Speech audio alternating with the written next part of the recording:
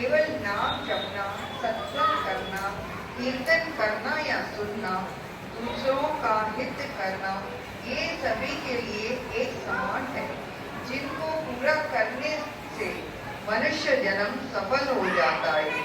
एक चांडाल भी अपना कर्तव्य पूरा करते हुए अगर ईश्वर का भजन करता है तो वह भी मोक्ष का अधिकारी है, और वह चांडाल उस ब्राह्मण से उत्तम है जो अपने कर्तव्य का पालन नहीं करता।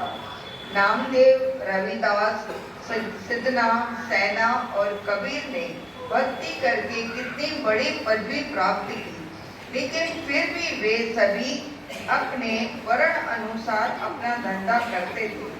नामदेव कपड़े और चमड़े को रंग देने का काम करते थे, रविदास चमार था, सिद्धना कसाई था, सैना नाई और कबीर कपड़े बुनने का काम करते थे। आज भी अनेक ऊंची जाति के लोग उनका अभिनंदन करते हैं और उनकी दी हुई अमूल्य शिक्षाओं पर चलने का प्रयास करते हैं। सच्चा ज्ञान तो यही है कि आत्मिक दृष्टि से प्रत्येक प्राणी और पदार्थ को ब्रह्म रूप माने, यही भगवान की शिक्षा है।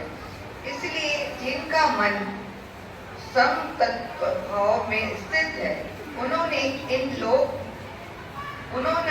लोक में संपूर्ण संसार को जीत लिया है, क्योंकि ब्रह्मा निर्दोष और समदर्शी है, अतः वे ब्रह्म में ही स्थित रहते हैं। ब्रह्म सदैव निर्दोष और पवित्र है। वह ब्राह्मण, चंडाल, कुत्ते आदि सभी शरीरों में निर्दोष रहता है। जो महात्मा सभी में एक आत्मा यानी ब्रह्म देखते हैं, वे भी ब्रह्म स्वरूप है, और वे इस संसार में रहते हुए भी पाप पुण्य से मुक्त है, क्योंकि जब वे समदृष्ट हो गए हैं तो वे द्वेष अथवा शत्रुता किससे करेंगे? वे पाप कर्म क्यों करेंगे? उन्होंने परम आनंद का अनुभव किया है और पूर्ण प्रकाश की प्राप्ति हुई है। अष्टादश पुराण दर्पण में पंडित ज्वाला प्रसाद ने एक कथा दी है, जिससे समभाव की महानता प्रकट होती है। एक राजा की रानी का नाम अहिल्या था। वह नवयुवती और बड़ी सुंदर थी। उसी देश में एक शक्तिशाली और सुंदर ब्राह्मण रहता था, जिसका नाम इंद्र था। राजाओं के घरों में बहुत सी दासियां रहती है। रानियां तो अधिकतर विलासिनी होती है, परंतु अगर उन्हें दासियां धर्मात्मा मिले तो वे भी उनके संग में धर्माचरण करती है। किंतु अगर दासियां चंचल स्वभाव वाली मिलती है तो रानियां भी धर्म से विरक्त हो जाती है। इस अहिल्या रानी के पास एक कुबुद्धि दासी थी। वह रानी के आगे सदैव उस ब्राह्मण युवक की प्रशंसा करती थी। अंत में उसके हृदय में उस युवक के प्रति प्रेम पैदा हो गया। ब्राह्मण के हृदय में भी रानी के प्रति प्रेम पैदा हो गया। वह प्रतिदिन उसके पास आता था, फलत वह एक दूसरे के बिना बिल्कुल नहीं रह सकते थे। कभी अलग होते थे तो तड़पते थे। अंत में राजा को इस बात का पता चला। ऐसी बात कैसे छिप सकती है? गुरु गोविंद सिंह का एक कथन है, इश्क मुश्क खांसी कुर्ब खैर खून मद पान, आठ छुपावे ना छुपे प्रकट होवे निदान।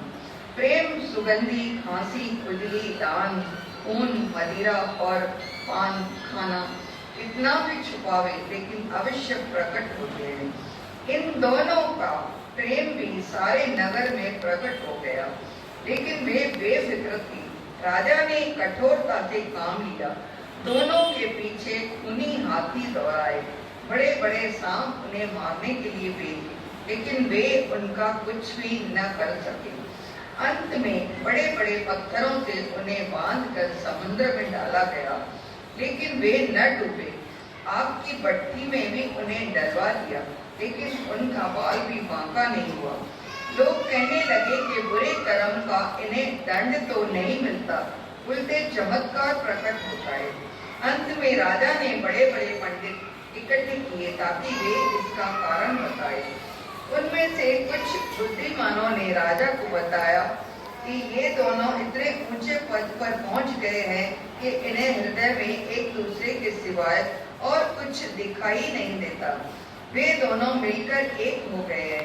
गज, ग्राह, सांप, अग्नि, जल सभी में इंद्र को अहल्या और अहल्या को इंद्र दिखाई देने लगा। वे एक दूसरे को कैसे हानि पहुंचाएगी? इनका आग, जल, सांप अथवा हाथी कुछ भी न कर सकेंगे। इनके ध्यान की वृत्ति बिल्कुल ऊंची हो गई है। जब व्यवहारिक प्रेम में संभावना का इतना प्रभाव है, तो जिसका मन ब्रह्म से मिलकर एक हो गया है, तो उसके लिए क्या दुर्लभ होगा। भगवान कहते हैं कि ऐसे लोगों ने सारे संसार को जीत लिया है और ऐसे महापुरुष को यमराज भी ब्रह्म दिखाई देता है। फिर उसे कौन दुख दे सकता है अथवा मार सकता है। रामाणे कुछ भय न संशय, डर, संशय मतलब डर, जिन सर्व में ब्रह्म पछानो। यह एक प्रसिद्ध कहावत है कि मन जीते जग जीत।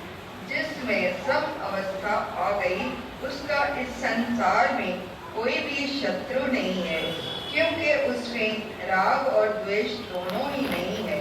मन और इंद्रियों को जीतने वाला ही सच्चा शूरवीर माना जाता है। इस श्लोक में ब्रह्म को निर्दोष माना गया, ब्रह्म को निर्दोष माना गया है। दोष तो प्रकार के होते हैं। दोष दो प्रकार के होते हैं, एक स्वभाव और दूसरा संग दोष। जैसे गंगा जल स्वभाव से तो पवित्र है, लेकिन अगर उसे किसी गंदे बर्तन में डाला जाएगा अथवा कोई अशुद्ध पदार्थ उसमें डालेंगे तो वह भी अपवित्र हो जाएगा। दूध अमृत के समान निर्विकार है, अपितु उसमें जरा भी खट्टाई डाली जाएगी तो वह दूषित हो जाएगा। सोने में कोई अशुद्ध धातु मिलाई जाएगी तो वह भी अशुद्ध माना जाएगा। इसी प्रकार साधारण लकड़ी के पेड़ चंदन की संगति में रहकर चंदन बन जाते हैं। पारस की संगति से लोहा सोना हो जाता है, अर्थात संग का प्रभाव पड़ता है, लेकिन ब्रह्म उससे निर्लेप है। अपवित्र से अपवित्र शरीर में ब्रह्म निर्लेप और निर्दोष रहता है। बाहर से कहने मात्र से संभाव प्रकट करे, लेकिन हृदय में राग और द्वेष हो तो वह संभाव नहीं माना जाए।